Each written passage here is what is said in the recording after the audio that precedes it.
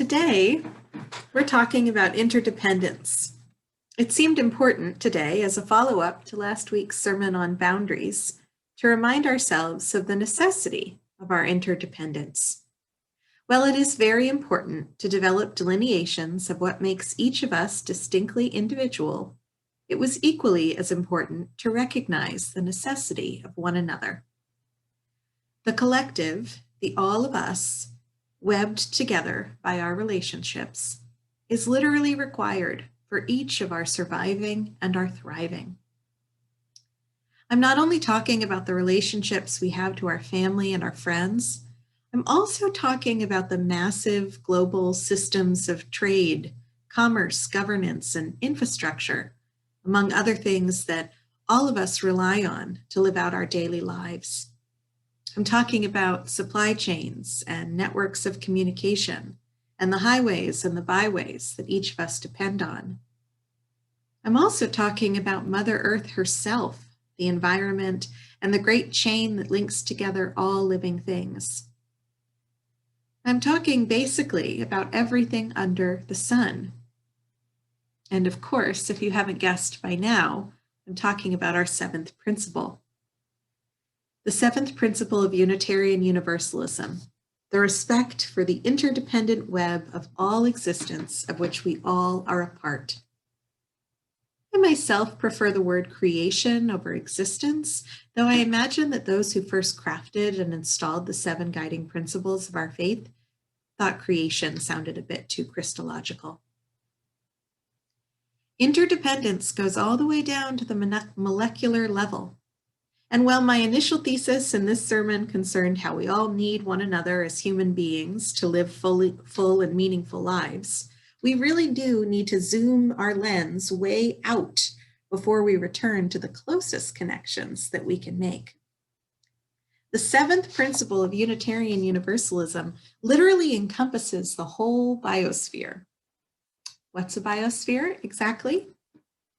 Wikipedia, and I know that I sound like a seventh grader writing a research paper on a deadline right now, but Wikipedia describes the biosphere as the worldwide sum of all ecosystems. It can also be termed the zone of life on Earth. The biosphere is virtually a closed system with regards to matter, with minimal inputs and outputs. With regards to energy, it is an open system with photosynthesis capturing solar energy at a rate of around 130 terawatts per year. It is also a self-regulating system close to energetic equilibrium.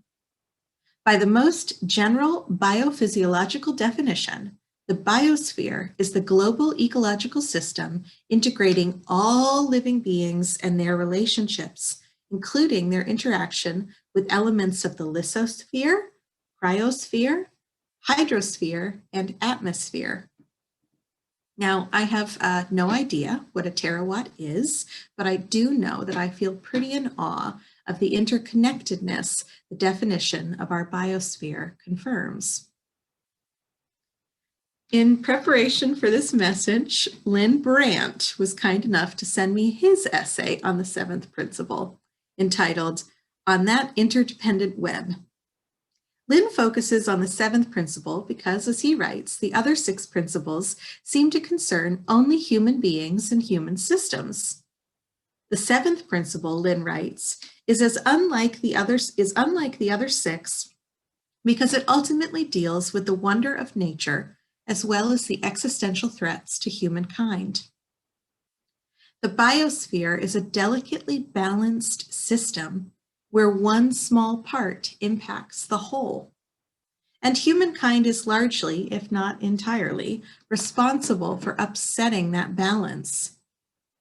If you were able to attend yesterday's climate drawdown workshop, you may have some fresh insight into exactly how devastating human impact has been on the biosphere we depend on to sustain all life on Earth. In his essay, Lynn uses the example of the food chain required to feed an eagle. He writes, "Eagles, for instance, do not eat photosynthetic plants. They do not swoop out of the sky to munch on microscopic distoms or on water lilies, they eat fish. But the fish the eagles consume eat the smaller fish or insects. Those insects eat the diatoms. Diatoms. A diatom, by the way, if you have not heard Lynn explain what they are, is a single-celled alga, which is the singular of algae, which has a cell wall of silica.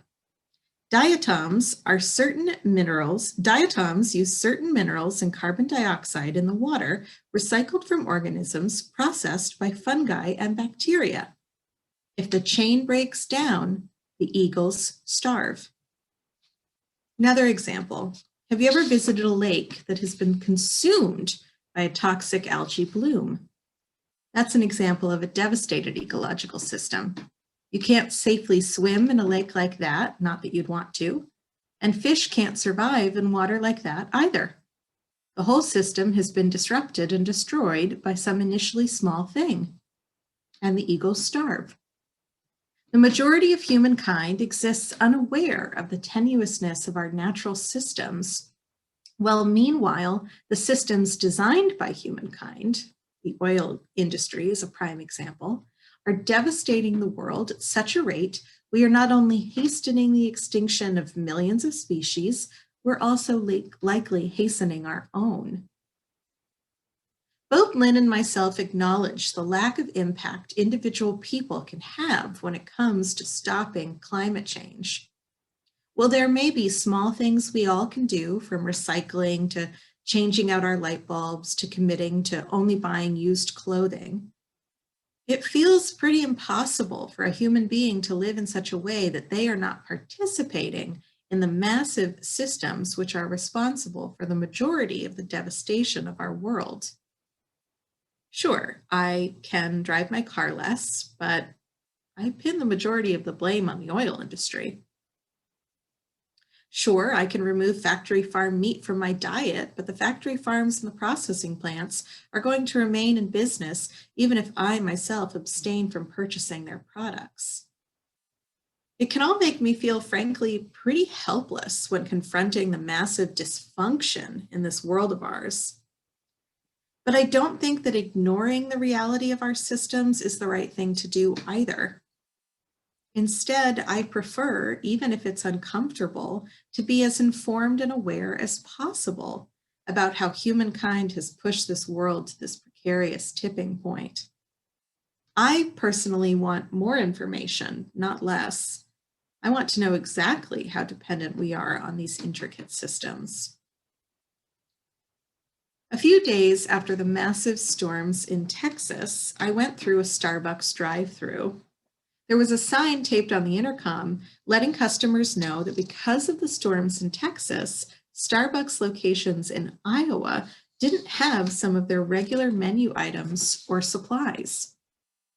At first, I was a little surprised, and then I reflected for about 2 seconds on all that we had learned about at the beginning of the pandemic in terms of how supply chains work and how they can break down. The sous vide egg bites that I love were available, but they were served to me in a yogurt cup instead of the paper sleeve they usually are. Does this mean that the paper sleeves are made in Texas? Well, I don't know, but I do know that when one link of the chain breaks down, it renders the whole chain useless until that link can be repaired. You all remember, I'm sure, a year ago in March, when all of the toilet paper in all of the toilet paper shelves in all of the stores were completely empty. Lots of people blamed all of this shortage on panic buying, pinning the responsibility on selfish people who were buying up more than anyone's fair share of home paper products. And yes, there was some of that, but it's a lot more than that. Suddenly, a lot more of us were taking all of our bathroom breaks at home. That immediately necessitated a larger at-home supply of TP. And also that thin, flimsy toilet paper in your office bathroom or in the bathrooms of public spaces comes from an entirely different supply chain. Suddenly, that supply chain had a surplus with no one to sell it to, while at-home paper manufacturers couldn't keep up with the demand, and so shortages went on for months. And this was true of just about every supply chain. You know those tomatoes that you get on a McDonald's hamburger? Those aren't the same tomatoes that you buy at the grocery store. They come from entirely different supply chains. So while you couldn't find the tomatoes you wanted at the grocery store, there were thousands of pounds of tomatoes meant for restaurants that rotted in their crates. In May of 2020 in Tacoma, Washington, the National Guard handed out 200,000 pounds of potatoes donated by farmers who typically supplied to restaurants to people in need of food.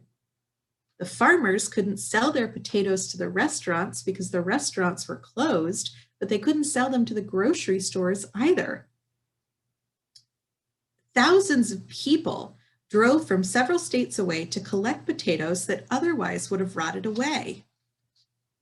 We've developed whole specified systems with each chain providing an essential link to the next. And so when those systems are disrupted and break down, all of us are impacted. Systems theory is an interdisciplinary study of systems as they relate to one another within a larger, more complex system. The key concepts of systems theory, regardless of which discipline it's being applied to, is that the whole is greater than the sum of its parts. Our seventh principle, I believe, is a direct nod to systems theory. Now, I've already spoken a lot about systems theory with this congregation over the last several years. We've spent a lot of time considering the system of the CVUU, how all of the different aspects of this community make up and impact the whole. We were already somewhat aware of the impact of systems on our own personal lives, but this past year of pandemic living has exemplified our interdependent web perhaps more than ever before. I've delivered a lot of sermons over this past year about what I consider to be the dangerous and death-bringing culture of American individualism. Just a few weeks ago, when preaching on the scarcity of vaccines, I cautioned us to remember that one single vaccine, while wonderful for the individual who received it, does not protect the whole of us. Don't mistake your privilege for freedom, I urged us. We aren't all free until we all are free, I reminded us. Our cultural veneration of individualism, every person for themselves and themselves alone, was the crux of our failure to stop the spread of COVID and massive government mismanagement, to be fair. I was consistently horrified and disgusted, frankly, by people who were unwilling to inconvenience themselves in even the smallest ways to protect others as COVID ravaged the United States. And I admit that it may not be very ministerial of me, but I suspect it'll take me a long time before I feel ready to forgive those who continued to live their lives as normal while 500,000 Americans died from a contagious virus we all had the opportunity to stop. If only, I must have thought hundreds of times over this last year, if only we all recognized how dependent we are on one another for our surviving and our thriving. So our seventh principle concerns the interconnected nature of the whole of everything. We, each of us, are part of that interconnected web. Each of us represents a single silky strand. Damage one strand, and the whole web is at risk of collapse. What has become blaringly apparent to me over this last year is how vital my connections to other people are for my general well-being. I don't exist in a vacuum, and I don't want to. At the beginning of this pandemic, I spent a lot of time talking about how loneliness impacts our mental health. Researchers have found that loneliness is just as lethal as smoking 15 cigarettes per day. Lonely people are 50% more likely to die prematurely than those with healthy social relationships. The isolation of the last year, even with our virtual connections, has been so hard for so many of us. And I don't know if you're like me, but in a lot of ways, I feel like I've fundamentally lost my ability to have normal social interactions. I can't tell you how many times when I've been out in the world interacting with clerks in retail stores or even running into people that I know, I have said something bonkers or inappropriate or unintentionally rude during brief passing interactions over the past year. I'm pretty rusty and I'm feeling a little feral. It's going to take all of us some time to remember how to socialize and to reform our connections to one another, even if we have maintained many of them online. But I will never again take for granted the necessity of other people in my life. COVID has shed new light on the millions of ways that we are interconnected. The web is more illuminated than ever before. It is my deep hope as we all begin the process of returning to the world that we are able to sustain our awareness of the tenuous nature of human-made systems, the delicacy of our biosphere and our impact on it, and the essentialness of our connections to one another. Our seventh principle is the respect for the interdependent web of existence of which we all are a part. May we all recognize our part within that web and do our part to respect and to protect it. May it be so because we make it so. Amen and blessed be.